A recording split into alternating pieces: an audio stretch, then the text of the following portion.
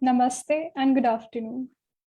I'm Mahima Kapoor, researcher and assistant editor at IMPRI, Impact and Policy Research Institute, Prabhav एवं नीति अनुसंधान संस्थान नई Delhi. Welcome you all to the IMPRI #Web Policy Talk. Today, we have gathered for a talk under the series, The State of Governance, #Public Policy, with Dr. Charu Malhotra on Impact of Tech Rules on India's Atmanirbhar Tech Arena. I feel privileged to introduce the moderator for the session, Professor Amita Singh. Ma'am is the president at NAPSIPAG, Disaster Research Group, and retired professor, Jawaharlal Nehru University, New Delhi. We welcome you, ma'am. We are fortunate to have Shri S and Tripathi, who will be lending his special remarks regarding the session. Sir is the Director General at IIPA, Indian Institute of Public Administration, New Delhi. He is an IS officer of 1985 batch. He took over the charge of Director General, IIPA, in April 2019, while he was still holding the charge of Secretary, Ministry of Parliamentary Affairs, Government of India. He is credited with revolutionizing the Panchayati Raj and Rural Development Department of Odisha. As Secretary IT, he digitized all government orders and other information of Government of Odisha and put them into public domain on website. He is credited with wide-ranging reforms in the tool room concept. Sir has worked as a consultant for UNICEF on food security and women empowerment issues. Welcome, sir. I am honored to introduce the speaker, Dr. Charu Malhotra. Ma'am is the coordinator at Center for E-Governance at IIPA.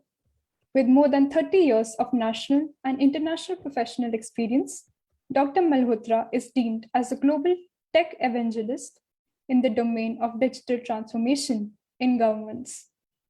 Cybercrime, safety and security, smart and inclusive cities, technology and public policy formulation, and digital India.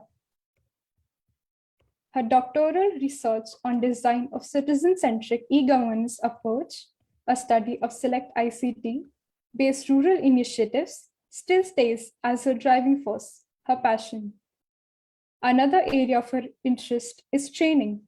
She holds the privilege of being National Resource Person for Training of Trainers, certified by the Government of India and accredited by Thames Valley, UK. Ma'am has more than 90 publications in international and national journals. We welcome you, ma'am. We're fortunate to have Mr. Chetan SK Sharma and Mr. Amit Dubey as the discussants for the session. Mr. Chetan SK Sharma is the founder and CEO at Datamation International. Welcome, sir. Mr. Amit Dubey is a national security expert and co-founder of India Future Foundation. We welcome you, sir. Now, I invite Shri S and Tripathi to take the proceedings further, and we look forward to learning from our esteemed gathering. Thank you. Thank you for a very illustrious introduction.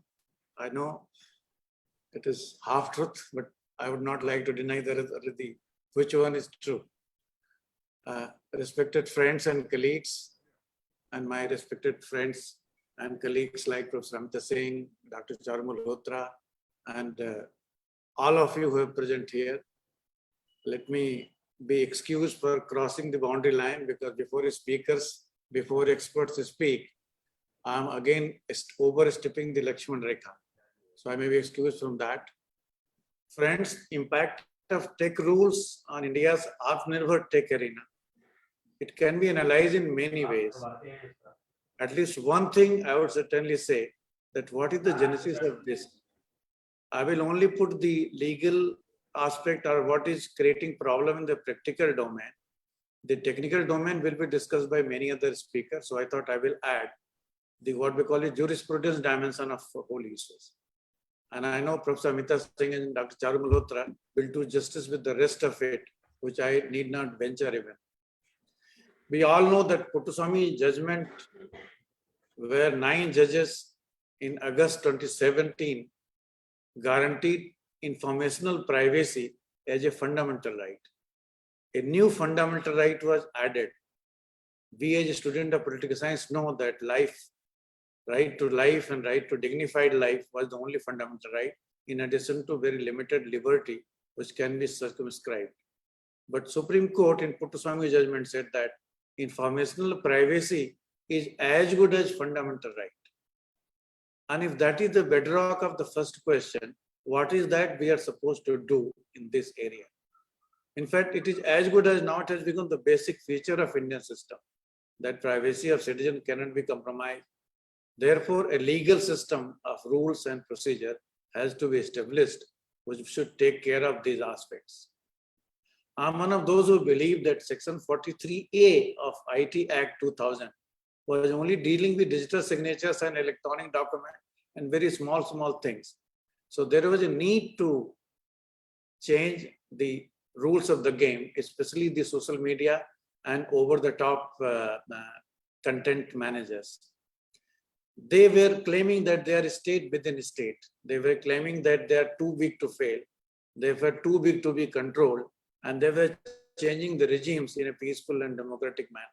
In fact, over-democratization of information, where algorithms are written to inflame hatredness, nakedness, and untruthfulness, even deep fake, went unregulated for pretty long. In fact, not only in India, it went globally. So therefore, need for regulation, therefore need for a legal intervention, need for a state to look into it is more today than it was earlier. So Puttaswamy judgment made this thing very obvious. People are saying that government overstepped it. In fact, government did not overstep. Had the government wanted to overstep, it could have done when Justice B.N. Sri Krishna Committee report was there in the public domain. When there were other issues of how to control these too big to be controlled. So therefore, the new rules are very much in line with these dimensions which Supreme Court has added. And the world should know that India is a democracy where rule of law is prevalent, not rule by law, which used to be there till we became independent. And when rules of the games are clear and the jurisprudence is settled, what is that we can do both technologically as well as in controlling these tech giants? I'm not saying controlling per se, but regulating them so that they will behave properly. Second thing, if we study the GDPR 2018 or our PDPR bill, which is now in the parliament and which is before the select committee of parliament, which is going to give its report. One thing is very clear, that consent and minimalization of information has been very clearly highlighted in our system as well. Consent in terms of purpose and consent in terms of sharing, both are now as good as part of the same extended fundamental right. You can't take my consent for project A and make me naked in front of rest of the world with and without my limited consent.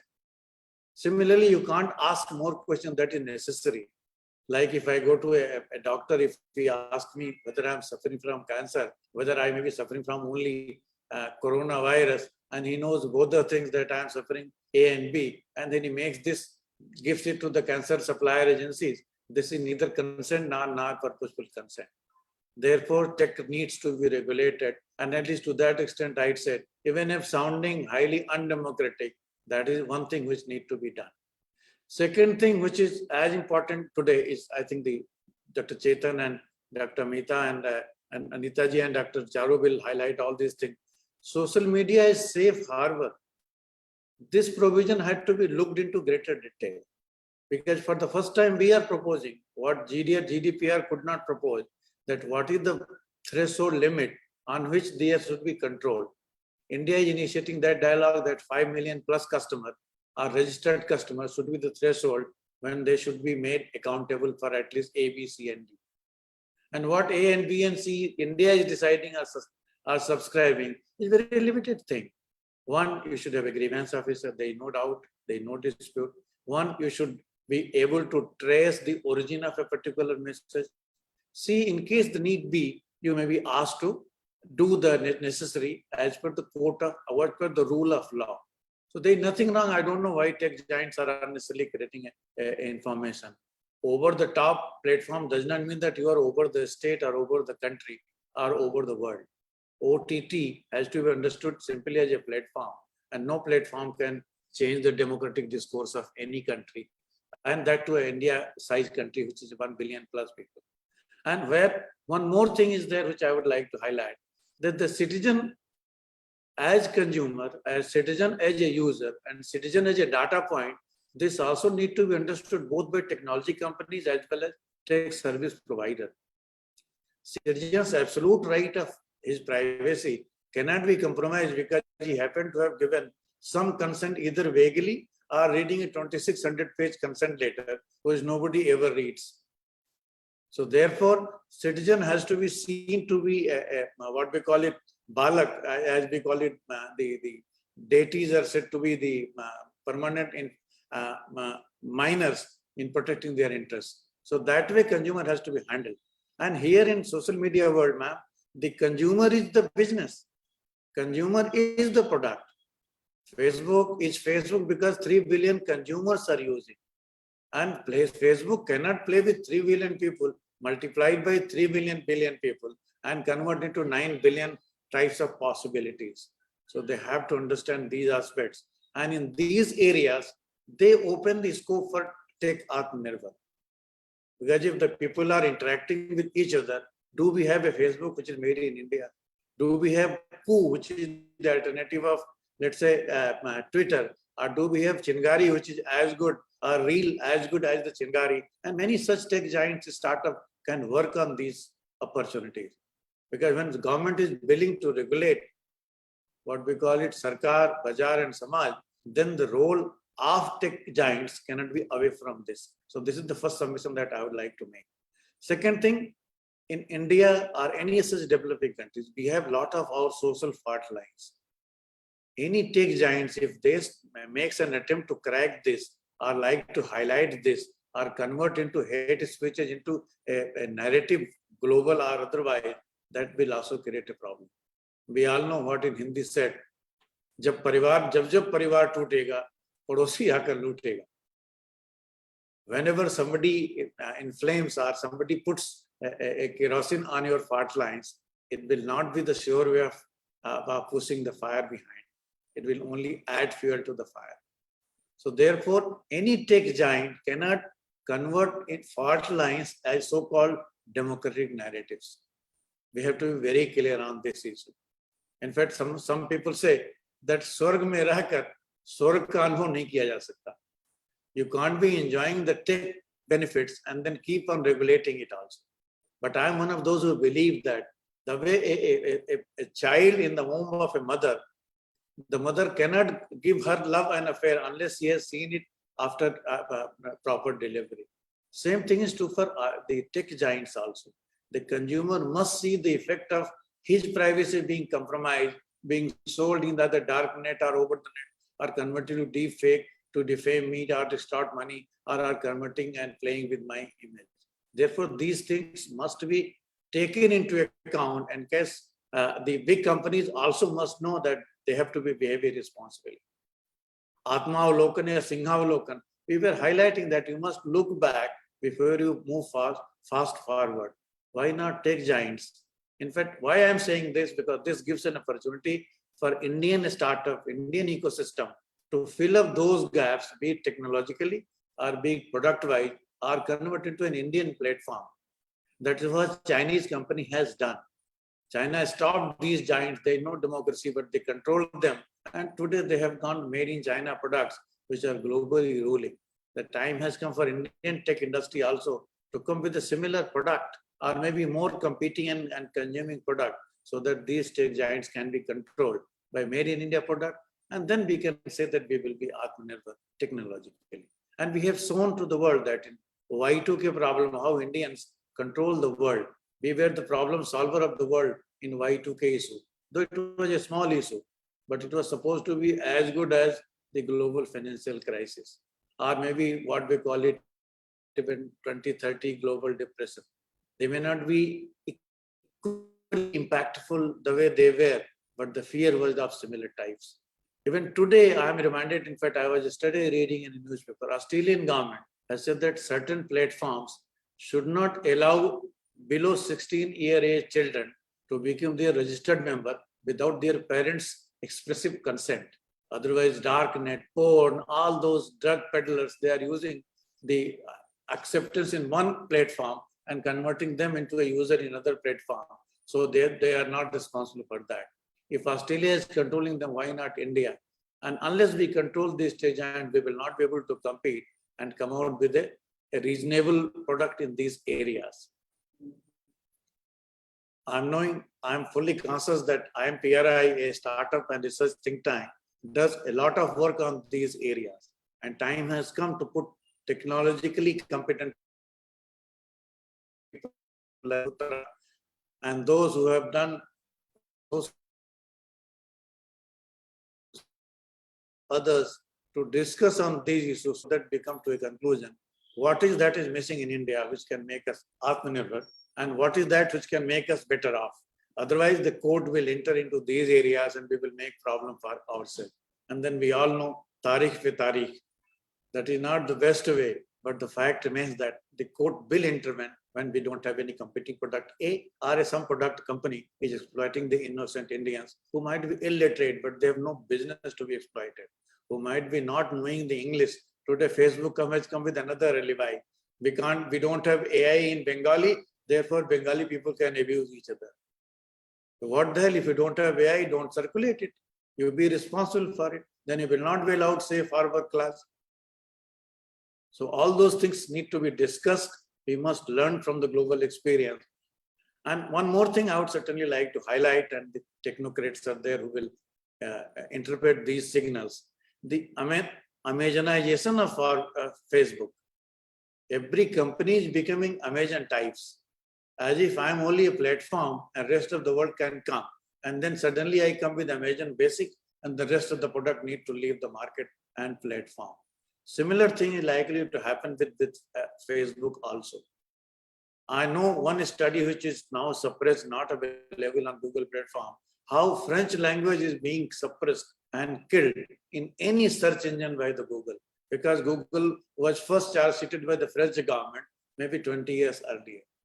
And since then, all algorithm, anything French has to be after the last 1 billion search, then French first. French is first among the French, but not in the global search, even if many people are viewing it. Many more things will happen. The internet will also ensure the death of languages. We had 300 plus language people were interacting. Today in internet, only 2 or 3 languages are there. Even Hindi, you will not find a lot of websites where you can search unless you are using the search engine, which is compliant, and maybe algorithm is friendly to Hindi language. So this will change the way how people interact. This will change how societies govern themselves, and this will also change how tech giants behave themselves. When I am the product, I have every business to say which way my consent, which way my minimalist information will be used. And tech giants can't take the refuse that I am too big to be controlled, or I am too small a consumer which can set it right. Therefore, this is the duty of people like those who are today to discuss on these issues. I will join you in due course, ma'am. Thank you for giving me a chance to share some of my ideas. I know the legal side of it must be kept in mind. Because technology is available as a platform. Technology requires user and consumers to come and rule the world. But it is also the philosophy behind it, the science behind it, and this technology cannot be serving society unless society is able to control the technology. And I am one of those who believe that in India, we have rejected due process of law. It is not American jurisprudence where due process law is good enough. We have said and very clearly said that in accordance with law. So unless your conduct is in accordance with law, it is said to be unlawful. And therefore, these tech giants and algorithm writers and readers and interpreters should rejoice only when we are compliant to the national laws and national sovereignty, and don't say that technology is too big to be failed, therefore it cannot be controlled. Many tech giants with 32,000, the IPR do not exist. We have seen BlackBerry becoming history. We have seen Nokia is no longer there. And we have seen that how Yahoo, which was supposed to buy Microsoft, has become a persona non grata in tech world. So tech world is very cruel. They are not friendly to their own competitors. They will certainly be not friendly to a country. But fact remains that we must control them. We must set them right. Unless they regulate themselves, the law of the land will prevail, shall prevail, and due process of law is not what India follows, which is America follows, which is followed by America. We follow what is called in accordance with the law prescribed, and our rules 2021 has prescribed certain conditions. I hope and trust that today's discussion will highlight these and such issues. Thank you very much for giving me a chance. I will be in listening mode for a while, and I will join you in the end. Thank you. Thank you so much, sir. So without any further ado, let me invite Charu ma'am to start her lecture. Charu ma'am, over to you. I thought Amita ma'am will take over. Okay. So thanks a lot, Dr. Kumar, and to Director General IIPA for his mind-provoking thoughts. I would just start as requested by the organizers. I would just move on to the presentation so that we are on the same page when it comes to the presentation. Just give me 2 minutes, please.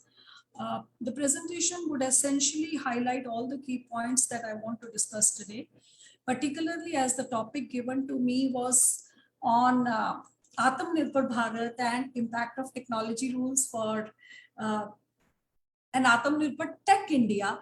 And Atmanirbhar Tech India has been recently redefined as Decade for India. We'll go into that.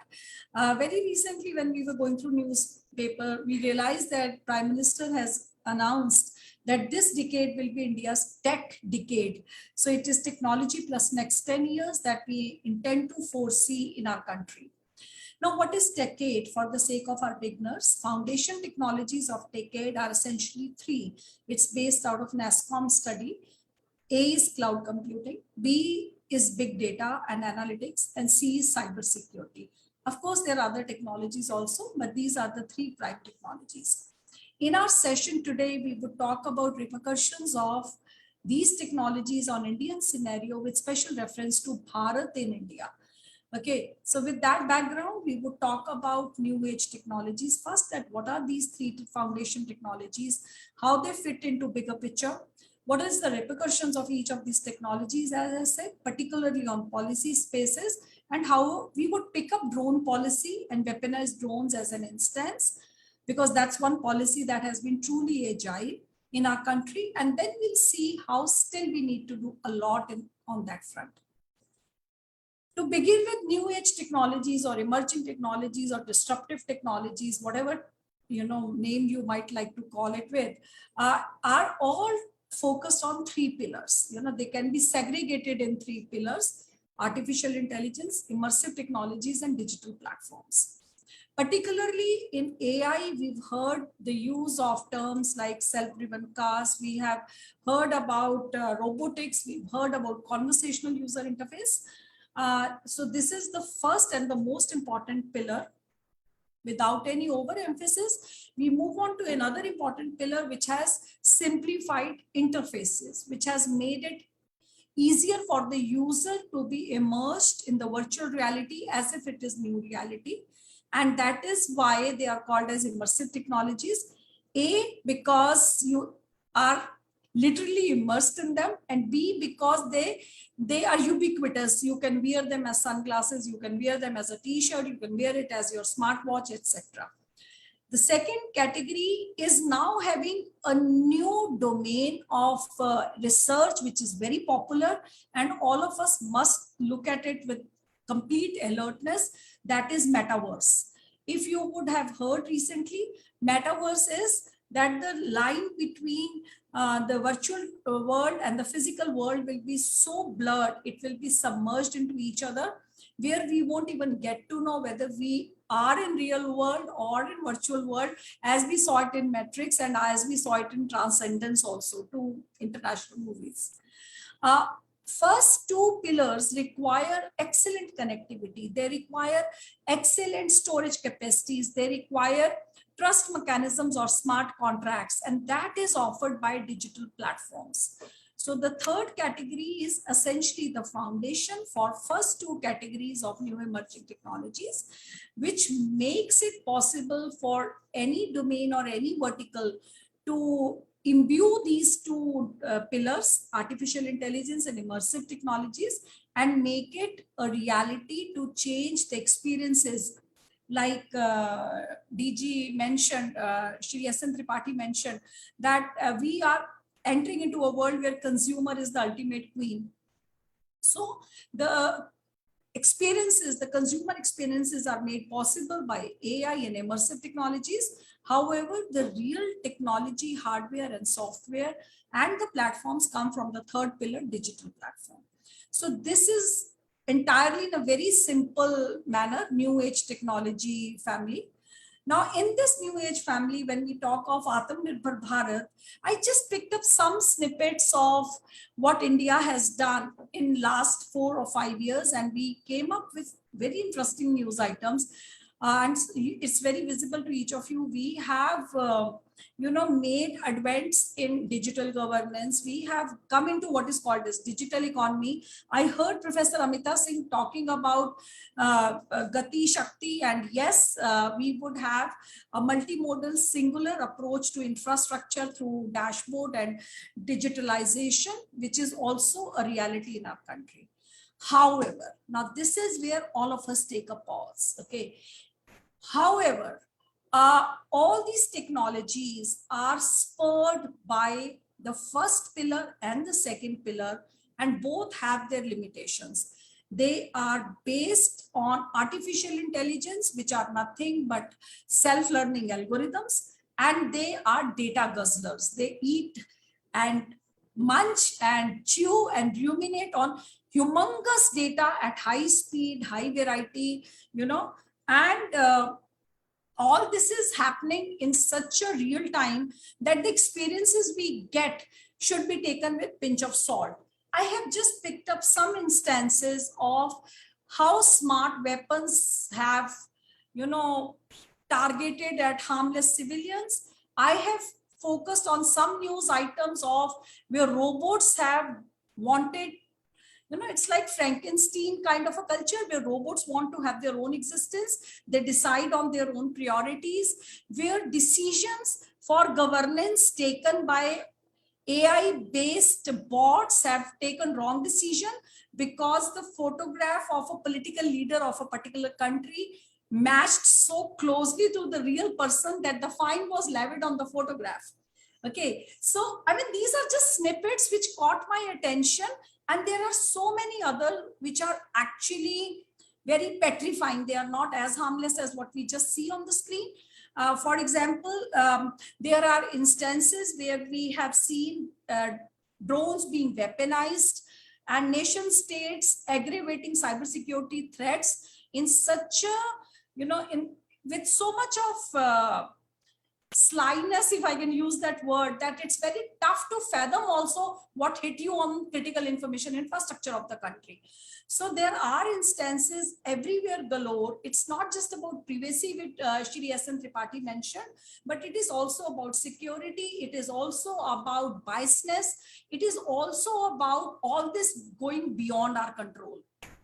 And that is why I want India to sit tight on this seat of this journey towards decade and right now ruminate over possibilities. So I got some best paper award on this, and I'm just sharing with you my concerns that were presented in the same event where we got this award. It's a co-authored work with 2 other authors. So the basic ethical issues with new emerging technologies are: number 1, machines are replacing humans blindly, if I can use that word. Okay, we don't want to be replaced on certain levels or for certain functionaries. However, even complex decision making has come in the hands of so-called smart machines. Number 2, because our digital footprints are so huge because of this use of technology, like we know Internet of Things will instrument and integrate everything. All of us know that as of now, smart cities would not just be making our life easier, but they'll be constantly prying on us. I mean, if you recall George Orwell's 1984, unethical hacks will become the way for the government to govern us, surveillance government. Okay, so unethical acts will be both from the rogue nation states and probably from some countries who choose to do it for their citizens or against their citizens, if I say. Third is that as of now, so much of data has already been captured and analyzed by our smart TVs, by our Alexas, by our smartphones, by everything that is smart around us, by the sensors around us, that it is already biased by our own human thinking. For example, try anything like a simple translator facility on Google, okay, and say, I am a nurse. This person is a nurse and needs a stethoscope. So the translation is, ये एक nurse है और ये stethoscope चाहती है.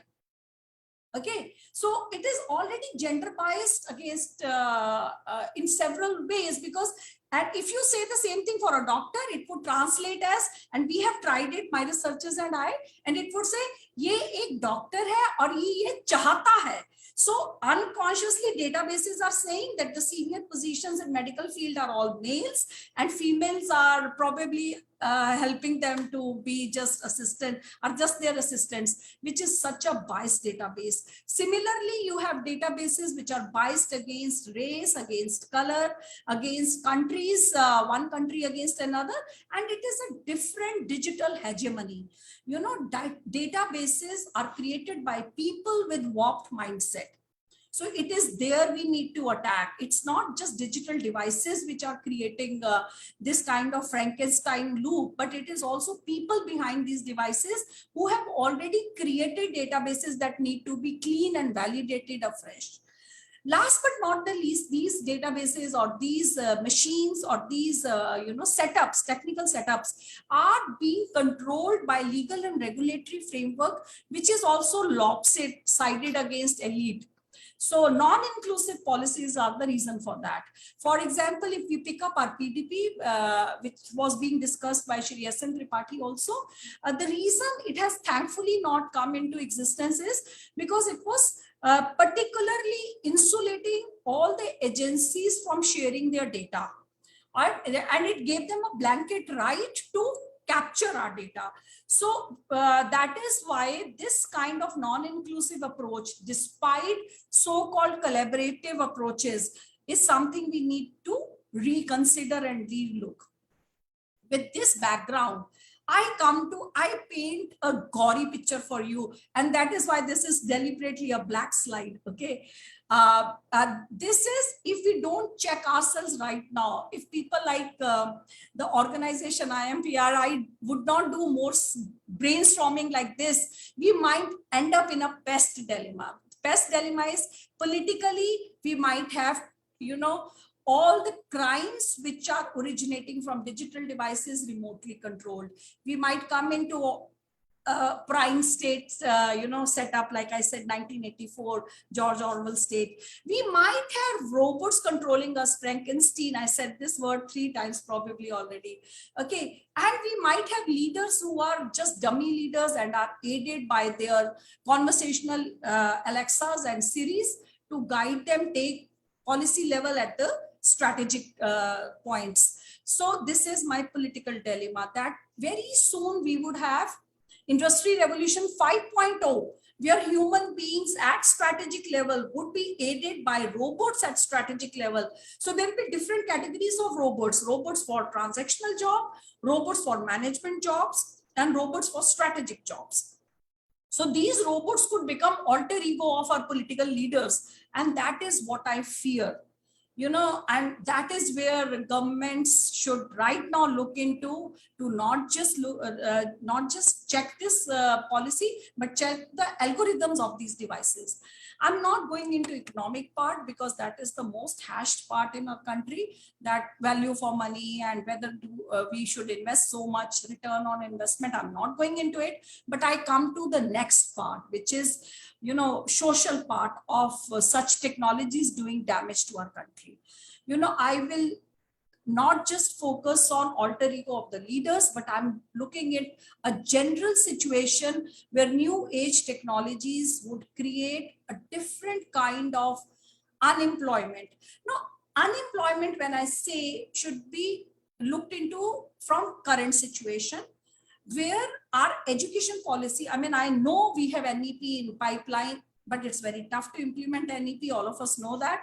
So with current setup, with current ecosystem, are we not creating robots to substitute people who are already not having adequate skills? Okay, I know as a person working in this field that robots can never replace creative leaders, robots can never replace strategic thinkers, but robots would definitely replace people in restaurants or people who are your stenographers or people who are doing mundane chores. So when till the time we are not creating such skill sets in our country through the entire education system or related system industry setup, do we really need to imbue new age technologies with so much of gusto? That's number one. Number two, already pandemic has shown us how alienated we are from our kids. Okay, they are glued to the digital devices 7 hours a day. They want to play online gaming with multiple players across the world, but they do not want to sit and chat with you and play Ludo in physical world. So robo-human relationships, I mean, you might have your kids or grandkids or kids who want to marry a robo. And if you don't believe me, see this movie called as Her, H-E-R, and you would realize how the new generation, Gen Z, is so fond of digital, presence that they really want to move in that direction.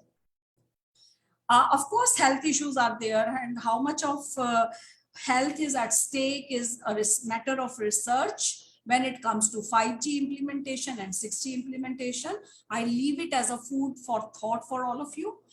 Also, how good is IR 4.0 and 5.0 is we really need to look into it, because I think before we go ahead with technology inculcation in our existence, we should restudy the needs and aspirations of our country and its people before thinking that these technologies are good for our health in a national perspective.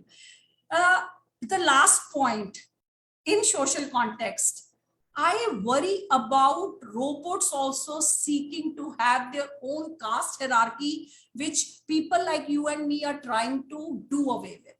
We might have Brahman robots, we might have Kshatriya robots, we might have Shudra robots, permit me to say that, and so many other possibilities. Okay, so a new social order for robots is possible. Why I'm saying robots particularly is robots are a convergence of all other technologies I just showed you.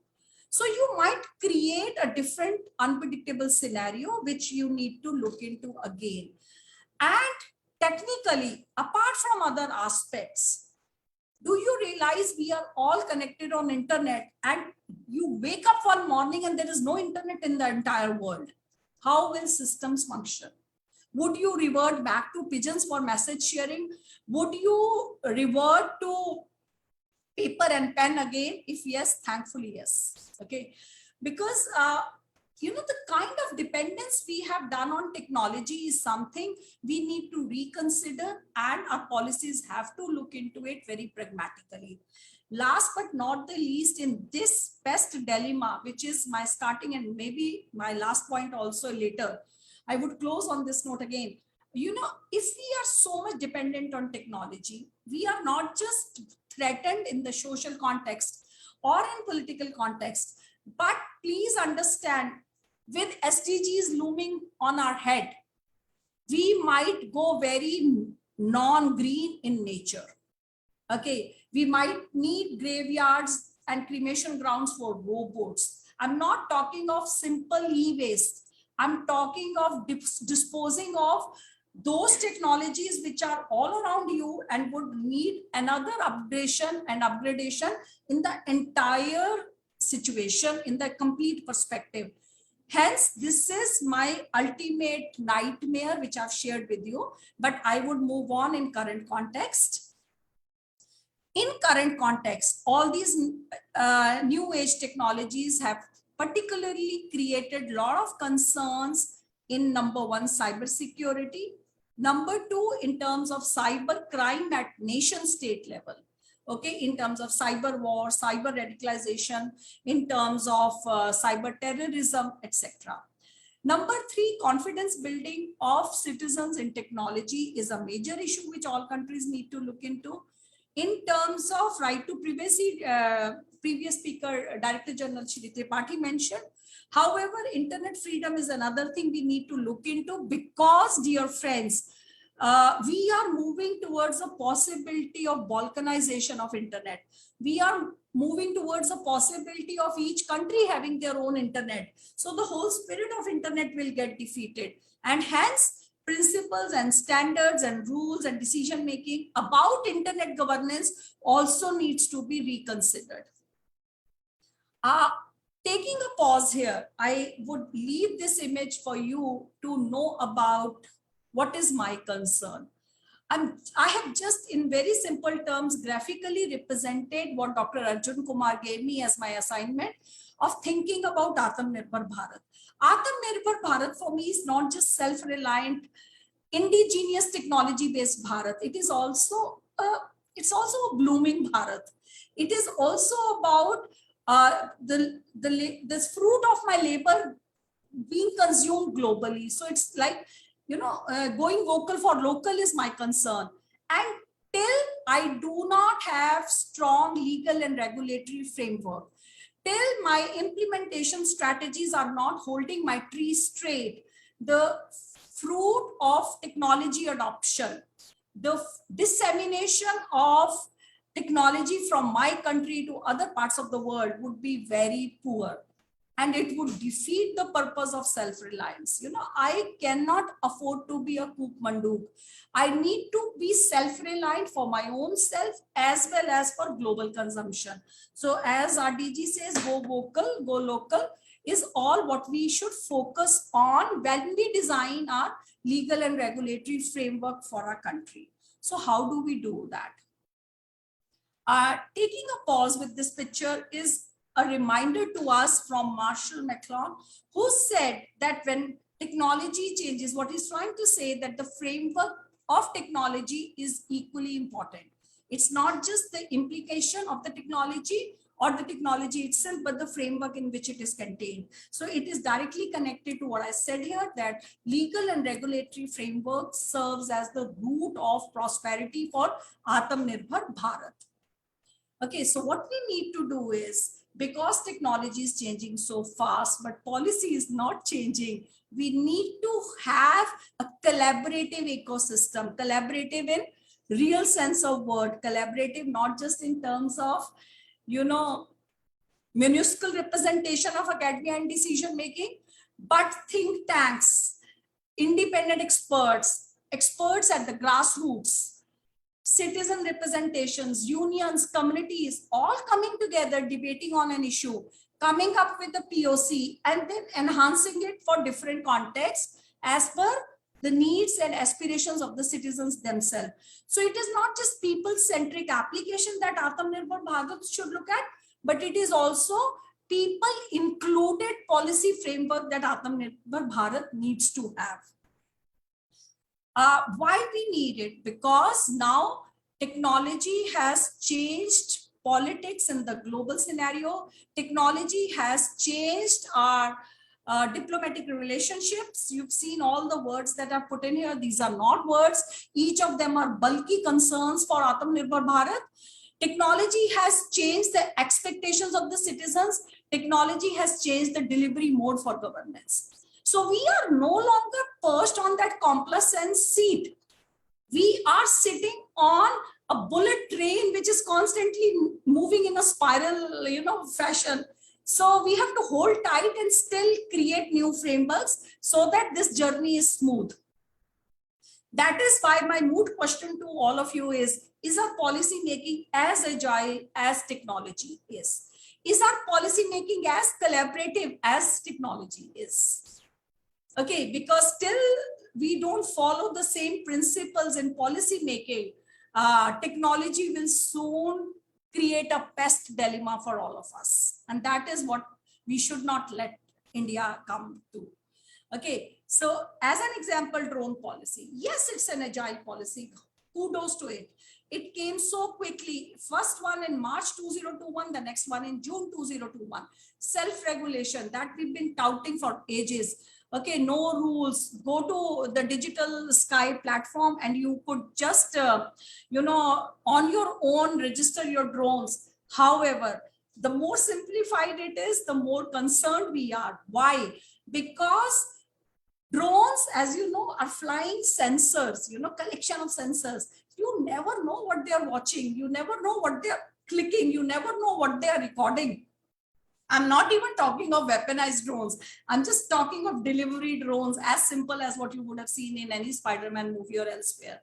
Okay, so and drones, if they are imbued with the first AI category, which I showed you, they recognize you when they're flying overhead. Okay, they know where you live. They capture all that. They know how you are feeling, because don't forget, you have sentiment analysis also as a part of artificial intelligence. Secondly, I'm also worried about, you know, the regulations about national safety and about citizens being aware of it. You cannot come up with a policy till you don't come up with sensitization rules and regulations for that. So when a drone is flowing over me, am I aware of what it can capture? Is it really necessary? And I think that was mentioned by Shri S and Tripathi also. So we have to be very particular about these. Apart from that, yes, we know about cybersecurity concerns. Why just drones? I mean, I've said it in n number of forums. I mean, we are looking forward to driverless cars, but you know what driverless cars are? They are moving data centers about us. They know which song I want. They know where I stop. They know, you know, at what speed I drive. They know how I ram my door when I have had a fight with my spouse, etc., etc. So they are moving data centers about me, and these data centers are not in my control. I mean, please understand, the data is getting streamed to the data centers which are lying elsewhere. Of course, Government of India has come up with the regulation that in terms of telecom infrastructure, we should not rely on external countries. However, endpoints are still coming from those countries. So please understand, even if telecom infrastructure is being indigenously manufactured, but if I'm holding a smartphone which has come to me from gray market, it is as fatal as the infrastructure which we had talked about. So national security concerns, like I said about car for individuals, is very complicated for drones in my country. Okay, hence key problems. I'm summing up what I just rambled in various ways and with different, you know, variations of my passion. Number one, India needs to look into its AI policy again. Yes, Niti Aayog has some document about use of responsible AI. Yes, Ministry of Electronics and IT did try to come into a global platform through its wonderful event called as RAISE. However, we need to again relook at those policy documents for not just guidelines, but acts. Okay, what is permissible in the eye of law is more important than what I should do and what I should not do. Second is, what kind of advantages we look from new age technologies. Do we really need it? And if we need it, how do we scale them and replicate them in the context in which it is required in our country? And last but not the least is ethical use of these technologies. Biased databases, as I said, are very critical concerns. So how do we handle this? From regulation, it's better to move towards self-regulation. Okay, we need to have advocacy, sensitization. We need to have global coordination. We need to have self-regulation amongst everybody, right from manufacturer to consumer to big tech companies who are creating these Facebooks and Instagrams, to tighter laws at a national level. So my recommendations are that we need to come back to basics again. We need to come back to civil society with more gusto. We need to look into global consortium more. We need to have more collaborative approaches where academia is the center, the pivotal, because academics with God's grace would never look at commercial benefits in majority of the instances. And also at individual level, listen dear friends, we are running in cybersecurity awareness month, okay, October. We as individuals should not forget that endpoint is in our mind. Like Lieutenant General Pant says, endpoint is our mind. So we should be digitally hygiene when we go on social media, because please don't forget the pyramid is individual, country, enterprise and country. So till individuals are not sanitized in use of technology, organizations could be vulnerable and hence the country could be vulnerable. And there are very interesting books for that. Please, if somebody wants, there's a book called a Cyber Unsafe. I just landed with that book. Try to have a look at it and you'll find it very interesting. So I close by saying that to be Atmanirbhar in India, we need to have systems approach and design approach. Okay, systems approach is that we should look at interconnected ripple effect of one component on another again. Not just tech, but non-tech, not just industry, but total ecosystem of our country. Who needs what? Number two, co-creation is the only way forward in terms of creating technologies, implementing technologies, refining technologies, as well as creating policy frameworks for these technologies. Therefore, we should collaborate, formulate, intervene, again collaborate to monitor and control, and then go into a systems approach of feedback loop and keep improving these systems and the total setup of the country. Thanks a lot, everybody, for inviting me, for hearing me, and for encouraging me. Thanks a lot.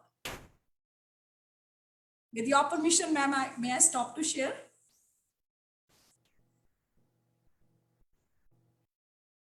Yes, ma'am, please. Okay, thank you.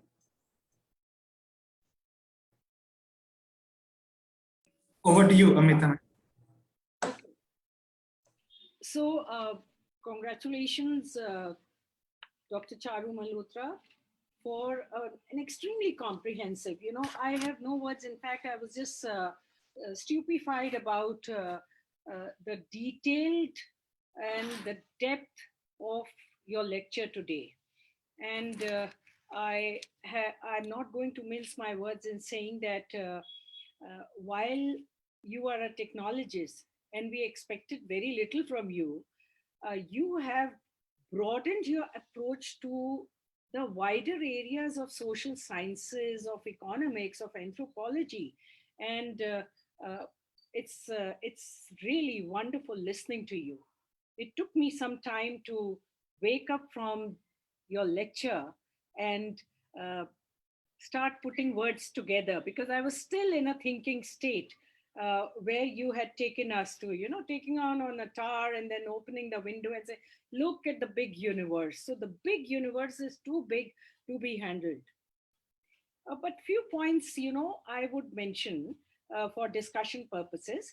Of course, I cannot handle the amount that you brought in for us. And each section, each slide that came in was a full book in itself. The first and the most important thing is that you are a technologist who's taken a very holistic view. I wish others could also do it the way you have done it. And you are definitely a leader in this. Very holistic view. And I'll tell you what was the most important aspect of the holistic view that attracted my attention. While you were discussing the nature of technology, you mentioned that the technology can be regressive and progressive at the same time. So to go on harping and chest beating from the policy centers and say that we are going to become digitized because we want to be progressive India, because I want to take India to the 30th, some centuries ahead of us, is, I think, a very shallow claim. in the sense that those who understand technology actually would never make those comments, because technology can be very regressive. If you give freedom to your child without the regulations and the sanskar, which we call ethics, within the home, then I'm sure you're going to lose your son. He would never be looking back into the home to his parents with that respect, and so is the technology. And that also reminded me of the 2016 book of Donna Haraway, Chethalocene, a very interesting title, Staying with the Trouble. How do you learn to stay with the trouble? That was the title, and she called it Chethalocene. And people have described Chethalocene in different ways, technologists and social scientists. And the issue is that we overlook the regressive aspect of technology. And we think that technology is going to reform itself as it moves. It's dangerous. And now it's become more dangerous. And after hearing you, I'm sure we need to have a steel frame control. We'll have to invent Weber again to regulate the hierarchies in the technology. Because drones, AI, we have just released this enormous technology in the cyber world without having any control on it.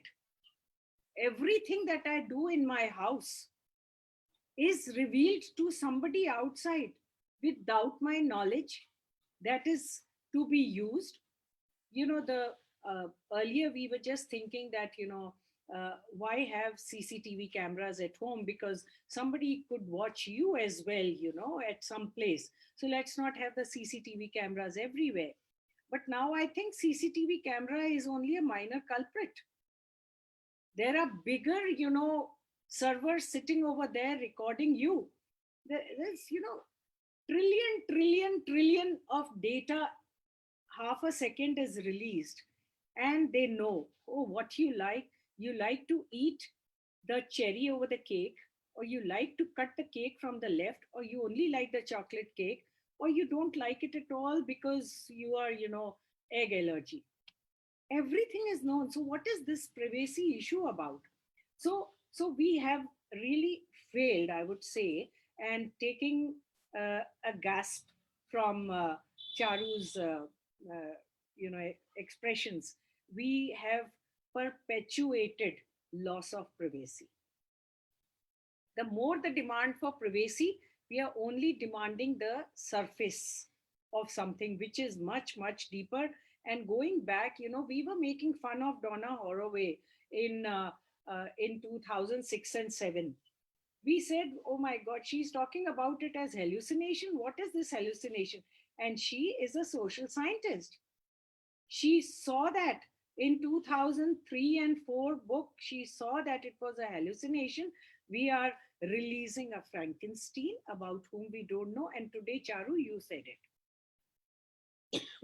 And then a progressive mind will create progressive technology, in the sense that if you are not a patriarch, then you would create a technology which is calmer towards gender differences. But if you are yourself like that, then whatever you do, and 90% of technologists, I think, working around 5 minutes of talk, and they expose themselves as patriarchs. And that is a bigger problem of science. And that is also one of the reasons why most of the girls leave mechanical engineering, or they leave, civil engineering. How many girls are there in many of the engineering departments or medical departments? Because some are treated to be as completely, women departments. You take up within the university, which is a progressive sphere, the number of departments, they really, the more the science departments, the more the vision of a woman is to be a very submissive Sati Savitri, to be married off and then bearing children after a particular age. If she crosses the age, then she is no worth. This is a mental setup, whatever you do, this goes on. The more you see the science departments, the more you come across all this. And they are the ones who are going to create this regressive or progressive technology for us. can we offer them the license to create? No. And chatbot has already proved it. If you remember chatbot tragedy, the Microsoft had created a chatbot, and that was introduced by Microsoft for, I think, only 12 to 14 hours in America. And chatbot was abusing women. The kind of language they were using for women was an American language, which Trump and his supporters were using against the woman contestant. Finally, she withdrew from there. And this is the language that technology learns for itself. What if I open my computer and they say, oh, you so woman, you're back again? Oh my God, I close the laptop and say you go to rest. So this is the kind of future we are entering into. We could fight men. We would never be able to fight the patriarch in a technology. So that's the drawback which is coming now. Also, one thing that we're going to increase trafficking in various ways, because everything is known to everyone. So some businesses are definitely going to increase, and many dangerous drug businesses, trafficking businesses, crime, it's going to be unattended.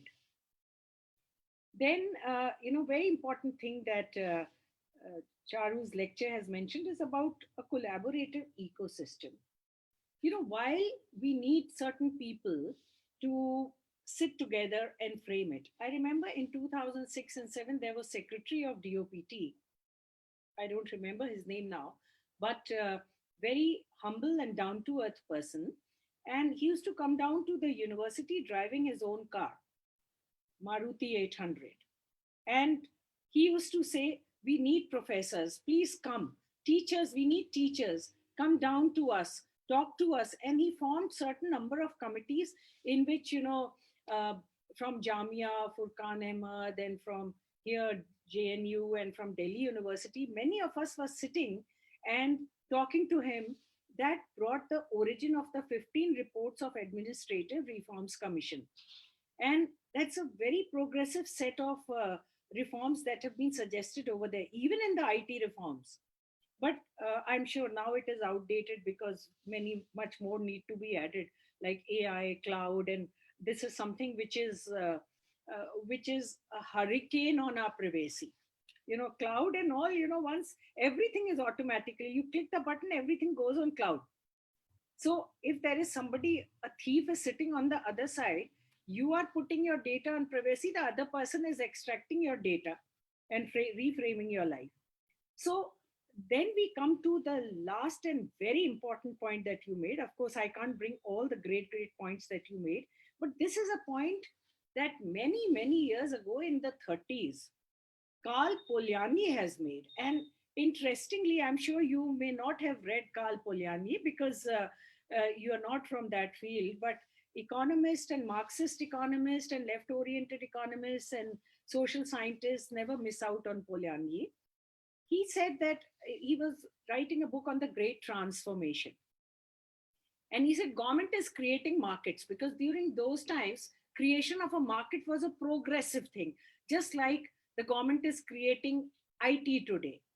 It's a progressive market because progressive means it's going to bring more money to you, more exposure to you, bigger vision on how to jump over your poverty. Anything that crosses poverty is progressive. And we don't debate beyond that. What is progressive? You can wear nice clothes, you can flash the gold on your body, and you can use the cosmetics and good lipsticks and good hairstyle. You look rich, so okay, you're progressive. Modern and a developing domain, growth and development. Great debate in the social science on the two things. So we are pushing growth at the cost of development. And when we push growth at the cost of development, Karl Polanyi said that you create markets, but you forget that markets are embedded into society. When you create a market in disjunction of a society, a social norm, then you create a market which is a dead market. So what helped during the COVID? Same Manrega helped. The big market didn't help.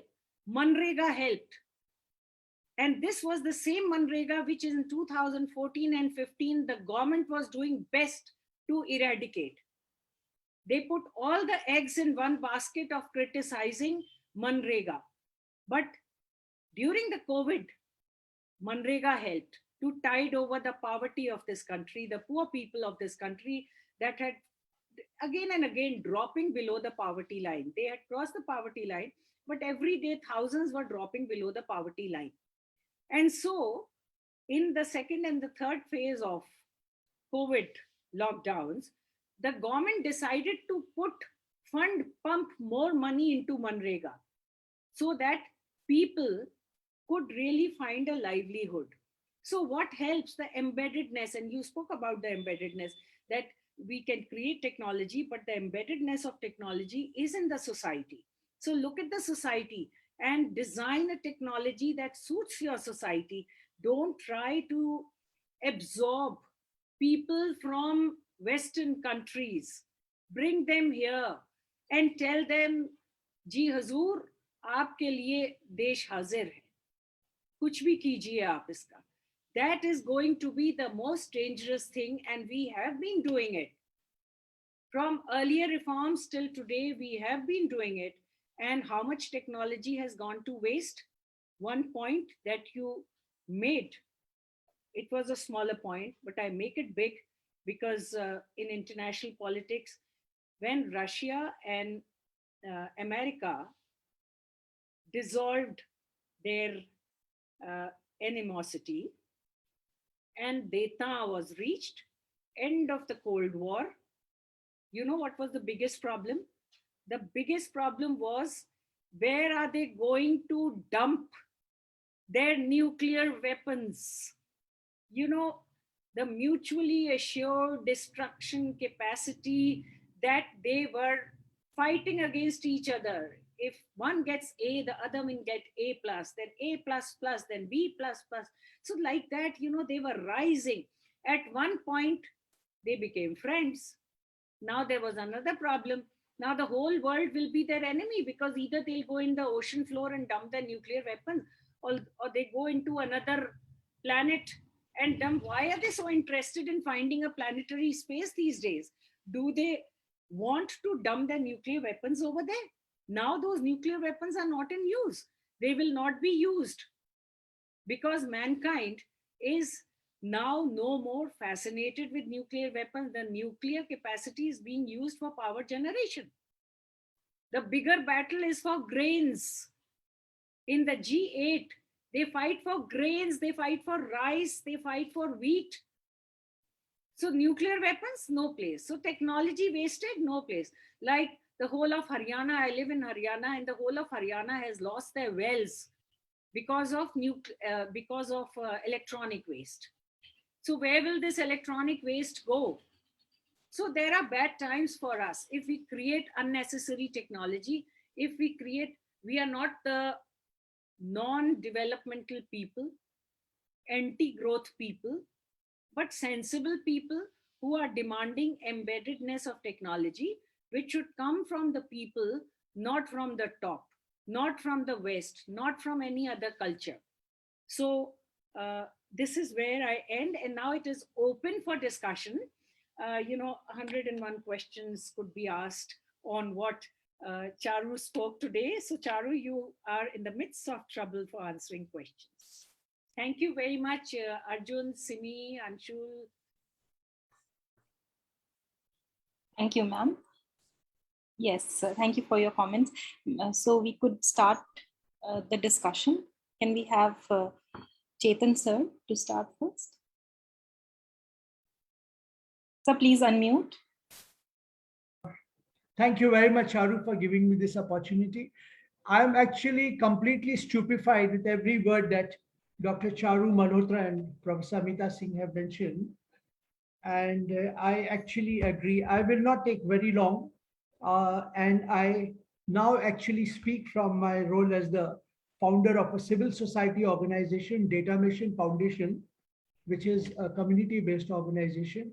I endorse every single word of whatever Professor Amita Singh and Dr. Charu Malhotra said. So the wise men saw it all coming. And I also agree with Professor S.N. Tripathi, Mr. S.N. Tripathi. But all of you leading distinguished speakers are missing one very important point, which is we the people, we the consumers. So the wise man saw it all coming. I mean, hundreds of years ago, he said, why are you wearing English clothes? Why don't you make bonfires of it? And they did make bonfires. So the problem is with us as consumers. Unless we create this Atmanirbharta amongst the consumers. Professor Tripathi, Dr. Tripathi, I'm from Pune University. We made Param the supercomputer in 80s. We had a very thriving hardware industry. We had a very, very thriving software industry in the 80s. But the market forces, and sorry to say the bureaucrats in Delhi, they completely killed the Indian hardware industry. They completely demolished whatever software this there. We became just the slave masters of the global tech. And nothing is going to come out of this, by the way. I don't have to repeat. Dr. Charu Malhotra has spoken a lot on disruptiveness, on lack of data privacy, cyber security. Actually, what fears me the most is the Atmanirbhar this and that too, their inclusion in the defense technologies. So my question to everyone and Dr. Charu Malhotra is that we know what is happening across our border.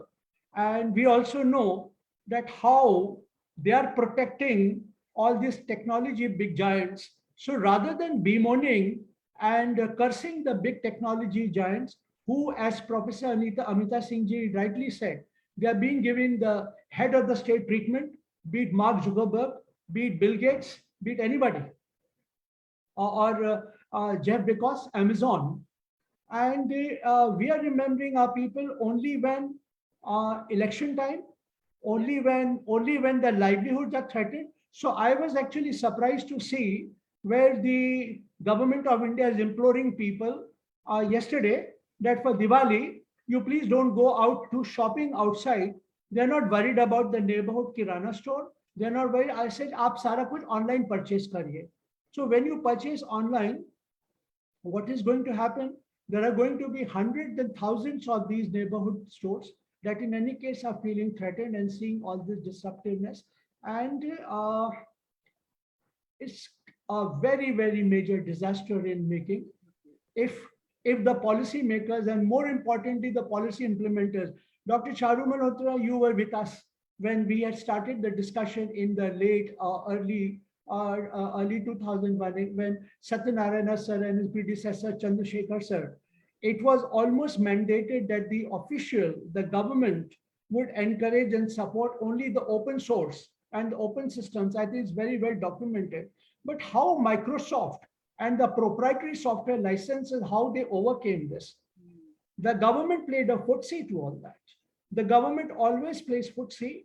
The Mandarin sitting in the CGO Electronics Niketan and the others have to actually imbibe whatever Charu Malhotra has said, that the threats of hundreds and thousands gentlemen and ma'am, it's moving to a civil war kind of situation where we would actually see civil war in this country, the utter joblessness, the hopelessness, the gender biases about which Amita Singh ji has said. So unless on these emerging technologies, unless on this AI, we have the regulatory, जिसको हिंदी में कह सकते हैं अंकुश लगाने का दायित्व आपके पास है. आप एक democratically elected government है.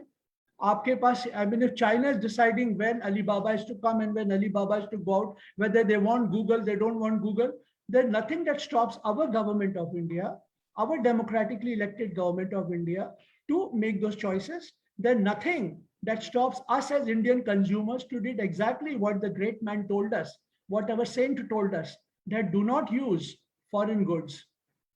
Why don't we use coup? Why don't we use, and why are we not encouraging? So this is all I have to say.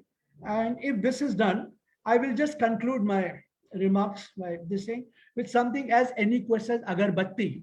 So currently I'm involved in doing for a PMO sponsored project on Atmanirbhar Bharat, of which agarbatti industry is a component. Most of you perhaps may not know that all agarbattis that we light in front of our gods and goddesses are used to be from China way.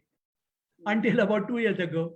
So they made a decision to ban the import of agarbattis from China because they wanted to promote the Indian bamboo. India produces maximum bamboo, but all the bamboo that used to come for agarbatti was coming from Vietnam and elsewhere. The perfumery was coming from Hong Kong and all the big industry and the corporate. So it is our businesses, our corporates, our government, the muscular jingoism, which is at fault. And unless these forces are controlled, I'm sorry, we have a very, very disastrous future ahead of us. I'll be very happy to be part of this discourse and any policy document that are required to be written from the civil society and from the people's perspective. Thank you for this opportunity.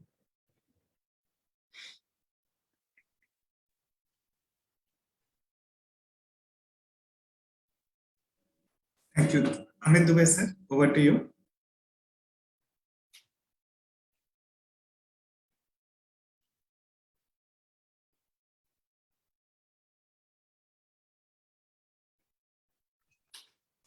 Thank you so much for giving me the opportunity and be part of this intellectual panel.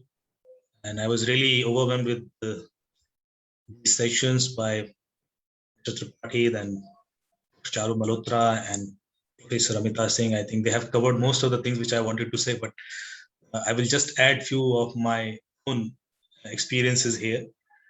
And though I appreciate their viewpoints and I agree most of their viewpoints, but there are a few points where I have my own opinions as well. And I don't see that gloomy picture in future. I see many of these things have happened, those are going to give us positive return in near future. A few of these points which I would like to mention, and the successfully the government of India has done about the CoWIN and Setu kind of thing. And CoWIN platform which we have developed, which is Atmanirbhar example, they were able to successfully vaccinate 100 crores of people.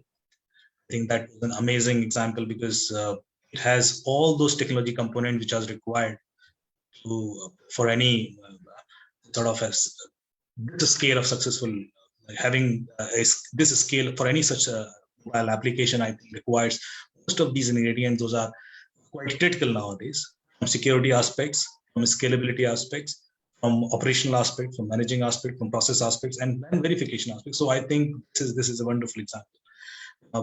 But as Professor Charu has mentioned about multi-words, Facebook is coming up with a new experience of their social media platform, which is called multi-words.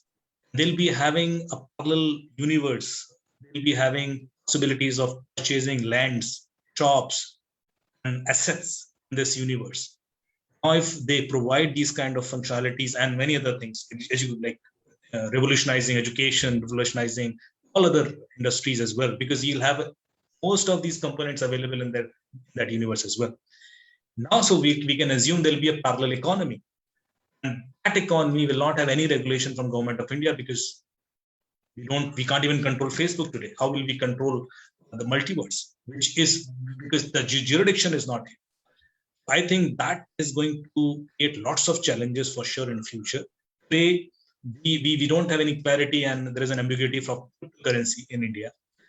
It is not a legal tender. It is not recommended by RBI. No government, no banks are allowed to do an exchange, even though there are hundreds of applications available on cryptocurrency.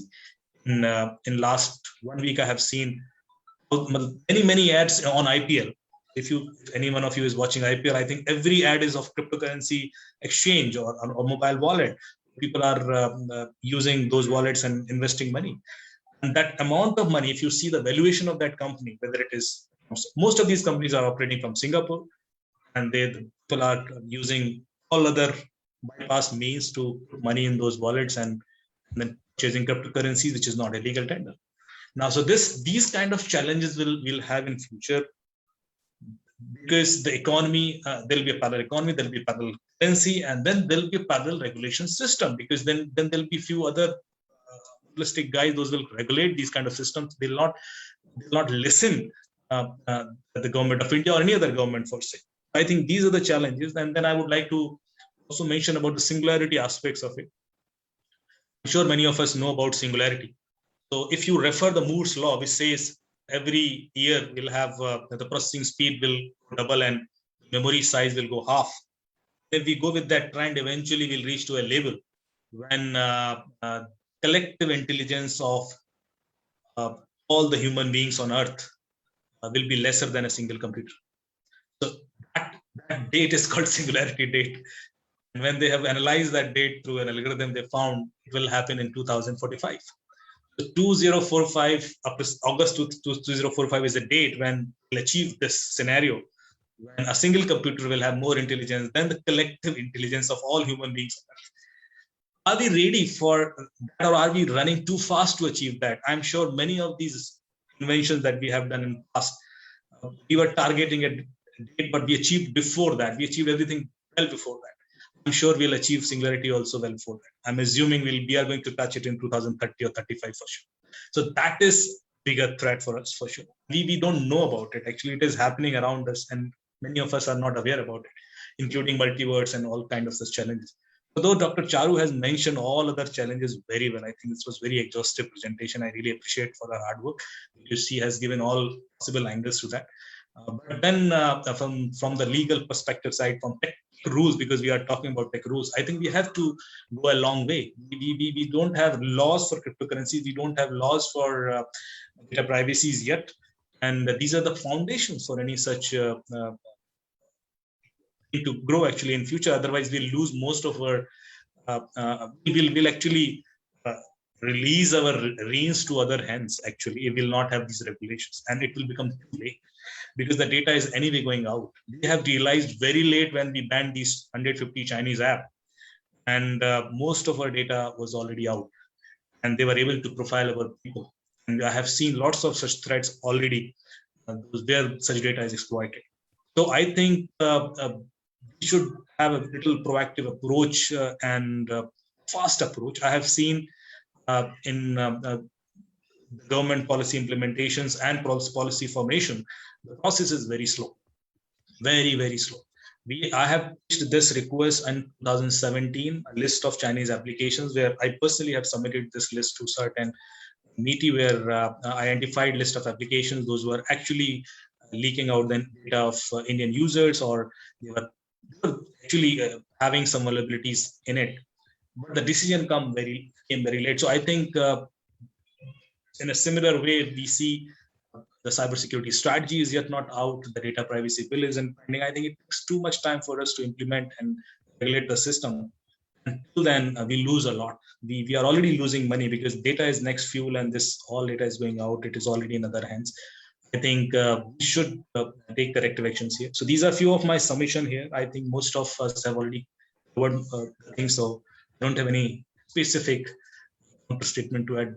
But, thank you for the opportunity, and it was really a pleasure to listen to all of you.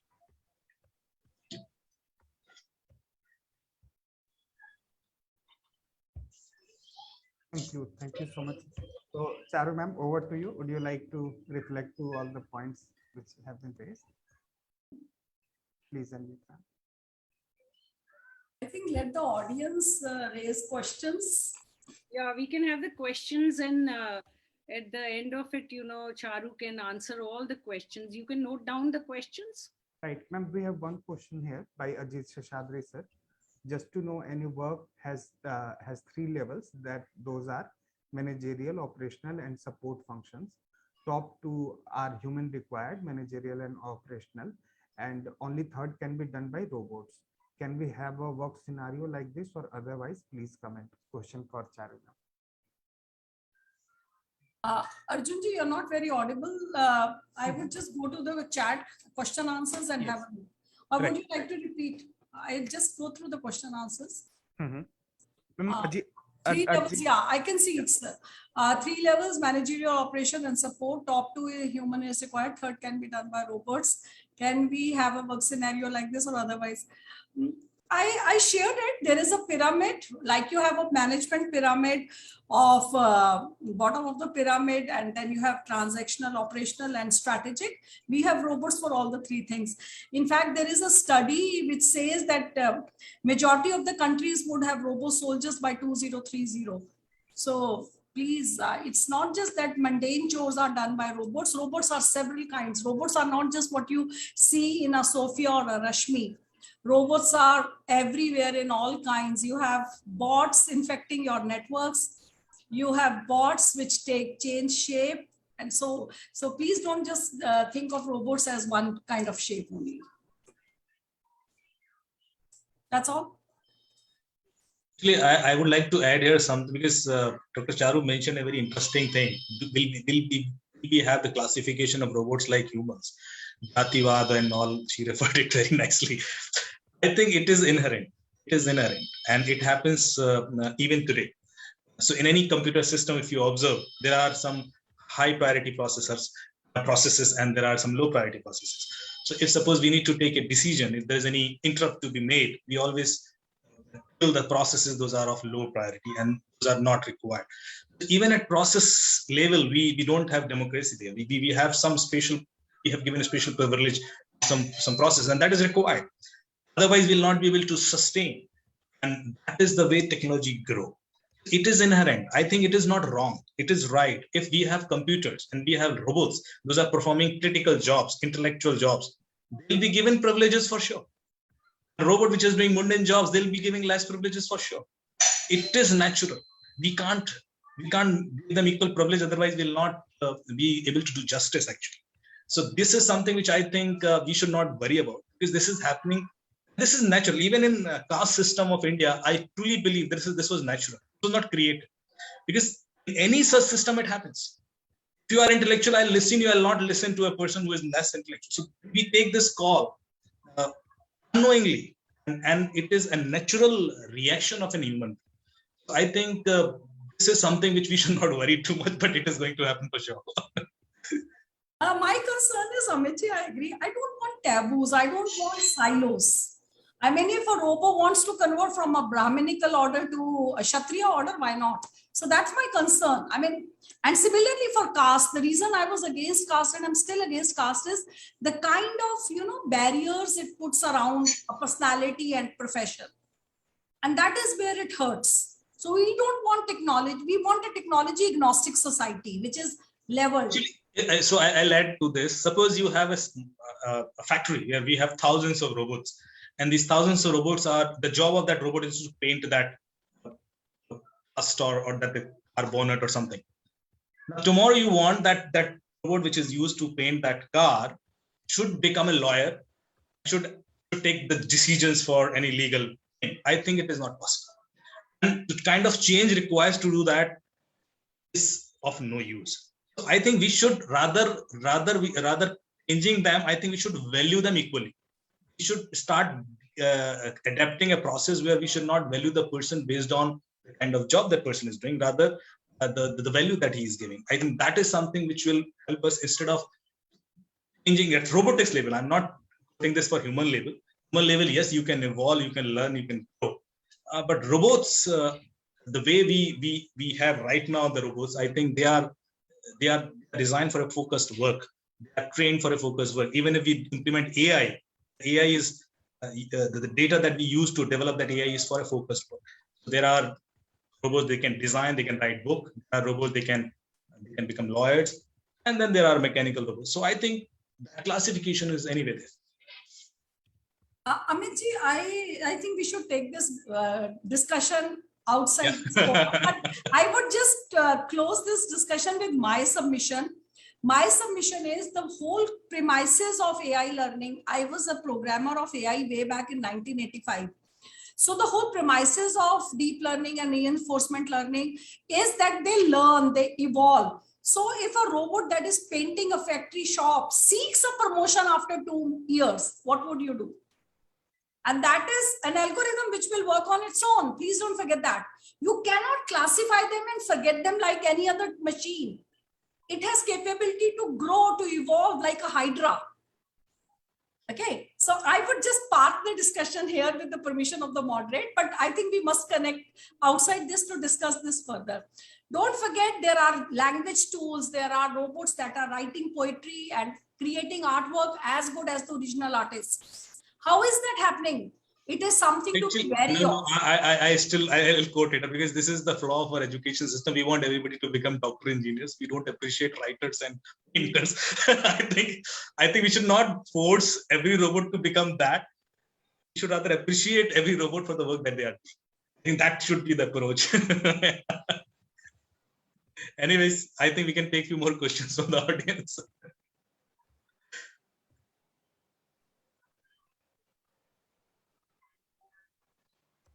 Yes, ma'am. Dr. Arjun and Professor Amita, ma'am. Yes. I was just thinking, because right now others are thinking too.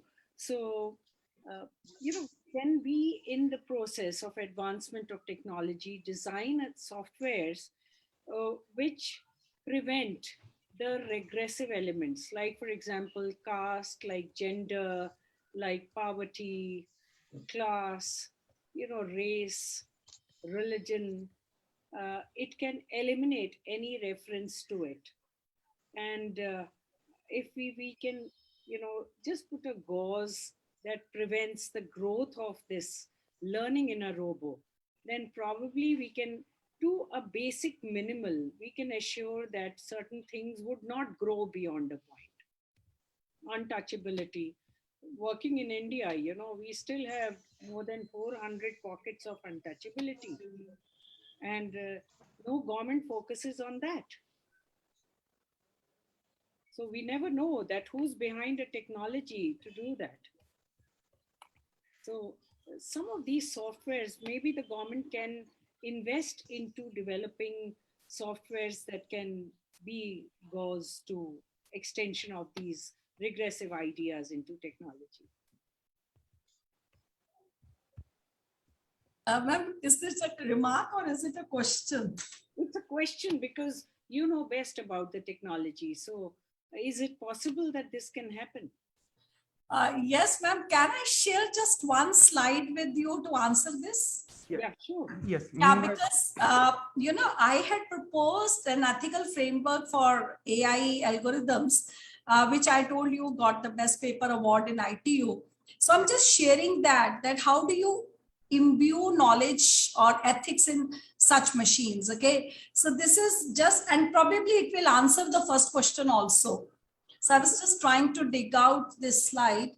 Well, this is the model I gave. It has a lot of precursor and post components to this, presentation. However, I'm just sharing what was my suggestion of imbuing ethics in technology, which is AI based. I divided, I said to write robotics or AI algorithms, you need to have IQ. So IQ is a precursor to anything which is AI. Okay. However, in an individual who's writing these programs based on algorithms, we also need to give them EQ, which is emotional quotient, which is on my y-axis, and spiritual quotient, which is on my x-axis. Okay.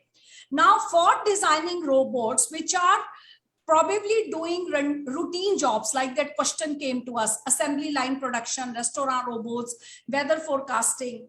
We just need, or maybe cybersecurity, Amit ji's favorite topic, network management intrusion, which is just a routine understanding of huge data or network or nodes or points. I can have sufficient IQ, which is a precursor, and low EQ and low SQ. Okay. However, when I move up this level, when I come to those jobs like telemedicine, teleconsultation, facial recognition, predicting user behavior, this is, or for that matter, we talked about Alexa throughout. Okay. So now we need to design machines which are having medium complexity jobs. So they need to be more inclusive, like they should not do that Trump like Twitter to women. They need to be more contextual. They need to be more empathetic, and hence emotional quotient should be high. And there should be some quotient of spirituality also in these machines. Okay. Then we come to the third x-axis, the third quadrant, ethical learners, which is higher complexity jobs. Okay. For example, I talked about Industry Revolution 4.0. And I also talked about cobots, that is human and bots working together. I talked about weaponized drones. I talked about Rashmi and Sophia, both are humanoids. We talked about smart homes. Now, this is a point where individuals' lives are getting affected. Okay, and this is the point where my algorithms should not just have IQ, which was already a precursor, but very high level of SQ and some emotional component also. Okay, but when we come to the top of the pyramid, when I talked about alter ego of my political leaders, okay, in robots, when I talked about strategic decision being made by machines as decision support systems for global leaders or policymakers in an organization or a country, this is the time when lots of lives are at stake. Okay, this is the time when I have to go back to, I love that theory, ma'am. I learned it during my PhD days from IIT Delhi, Gaia theory, you know, everything is interconnected. Okay, so we need now Gaia sensitive global policies, and my programmer who's working to design such algorithms for creating such robots, which are very complicated strategic decision making where lives of millions are at stake, then that programmer should have highest emotional quotient and highest spiritual quotient. This was just one framework I gave. If you would read the application, it's like a big paper. But thankfully, in those days, ma'am, this is, I think, 3 or 4 or 5 years ago, the West got up and they noticed this paper, and ma'am, there was so much debate to whether award this paper or not. Because I was coming with a lot of Eastern philosophies while creating this framework. And I was in a conference or in a platform which was totally controlled by technocrats. So, I mean, it took them time and it is still being referred a lot. It is an essential learning of various international universities now. So I'll just stop sharing here, but I think I have answered your question and the previous question also. Yeah, you have. Very well done. Thank you, ma'am.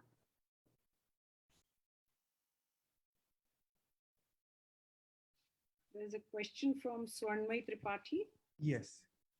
Yeah, what is the question? I'm not able to see that. Ma'am, more of the extension of the same, that when majority are not having operational knowledge of modern technology, how can we ensure participation of people in deliberation or access to service or whatever measure we take? Yeah. Yes. The great. Ma'am, can I take this? Yeah, please. Okay, thank you, ma'am. And thank you, Mr. Tripathi, for this question. This has been the question which is closest to my heart. Charu, this is Professor Swarnmay Tripathi from Utkal University. Okay, ma'am, it's a delight to, to have this kind of audience, and I would love to be challenged if I'm wrong somewhere, but I would love to share what is closest to my heart as well. Okay, I mean, when I, like ma'am said, when I was growing with all my technical baggage, I'm an MCA and then from my Thapar University and this, I was constantly sitting in insulated rooms without being, and writing programs without being aware of who's consuming them in what context. And then the journey started. I went to 600 villages, and I think I should say 601 because I went to Sundarbans with you, ma'am. And I stayed in those villages and I tried understanding their needs and aspirations for technology adoption in that context. And one thing that I completely understood is the more you expose people to technology in a user-friendly, technology-agnostic manner, the more they are receptive to giving ideas. So I would just culminate this discussion by saying sensitization and advocacy on one hand, and constant ease of use and easy user interfaces and easy user experiences on the other hand will help us to evolve technology. You don't need to be literate. You just need to be a user, like STD machines, like smartphones. Okay. Now, the more you expose people to user-friendly technologies in a user-friendly manner, you yourself come up as a user to decide on what works for you and what doesn't work for you. Second is an equally important onus of making this as simplified as possible, which we call as cybersecurity and privacy by design.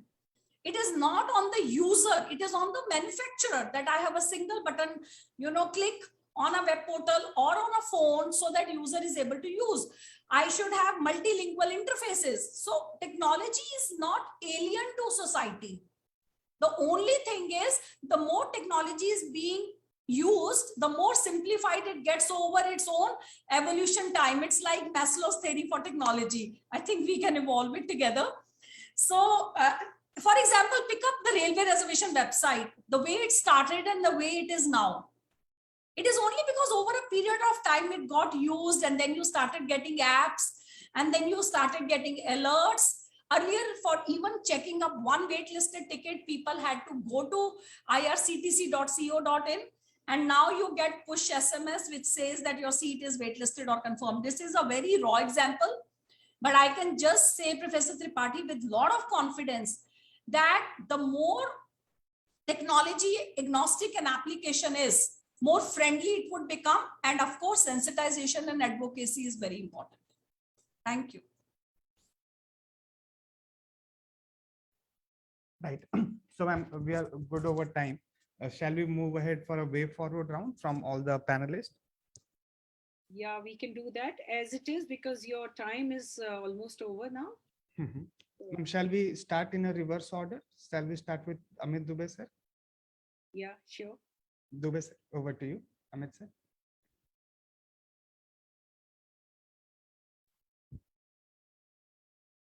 Amit, sir, are you there?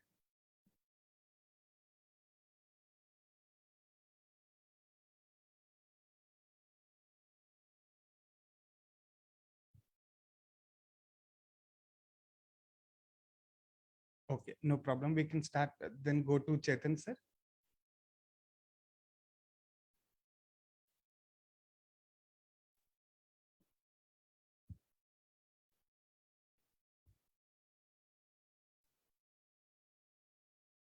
Hello. Yeah. Chetanji, we are here if you can speak. No, I've already expressed whatever I had to say. I think, we have to work in a collaborative framework, and with a clear policy direction, collaborate with the government, collaborate with the policy planners and implementers very rigorously in this extremely critical domain. Only then Atmanirbhar, the tech arena, will be successful. Yeah. Right. Tripathi ji. Tripathi ji is not around. Sir is here in the meeting. Tripathi sir, if you are here, you would like to say anything?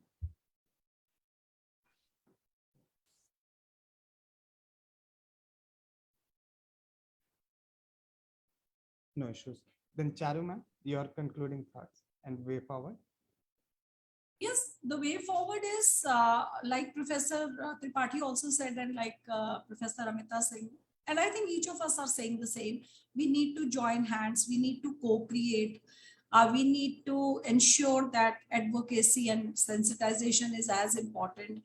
It's not just capacity building of people who are at policy level or bureaucratic level. It's also for the grassroots. And last but not the least, I very firmly believe is the greenness of technology, Like Amit ji, I remember you talked about blockchain. I had deliberately not picked it up because blockchain that I don't study or research, I would not vouch for it because it's not a very environment friendly technology. It has its own issues of carbon emissions, the kind of servers we are having. So there are two ways: either work on proof of work in Bitcoin or in blockchain, or proof of stake. But proof of stake is not as decentralized. So I think let's not forget, my final takeaway to each of you is, let's not forget the whole purpose is to focus on sustainable development goals. Okay, each and every component of that should resonate in my mind when I want my country to be in Techade or Atmanirbhar Bharat in technology. So if you would focus on each and every block which is talking to another block, all the 17 of them, then I'm sure we'll never make a mistake. Thanks a lot. Amita ma'am, your concluding thoughts. A lot has been said today, and the lecture today has been a treat on technology and a vision about technology. A lot of learning has taken place, and nothing much to say at this point, but appreciate a lot Dr. Arjun, your effort to bring this wonderful team together from bureaucracy, from technology, from business. Everyone has really been looking into it. Now, Charu's lecture has been very comprehensive. On the other side, we see that Dr. Amit Dubey ji has also brought us to a realistic world, in reality, what exists and what we have to live with. And Dr. Chetan Sharma, from the business, he's a technologist who is serving the government programs for ages. And there's hardly any department left where he has not handled their data collection and assimilation and all those corroboration techniques. And he looks pretty, little discouraged in his expressions, because there is something definitely going wrong about it. And from what the assessment I could get is that there is some mismatch going on between the technology and the communities, because this gap is only widening. Because if you create technology, then you must have more people using technology. But technology is becoming so expensive that there are more people within my colony itself.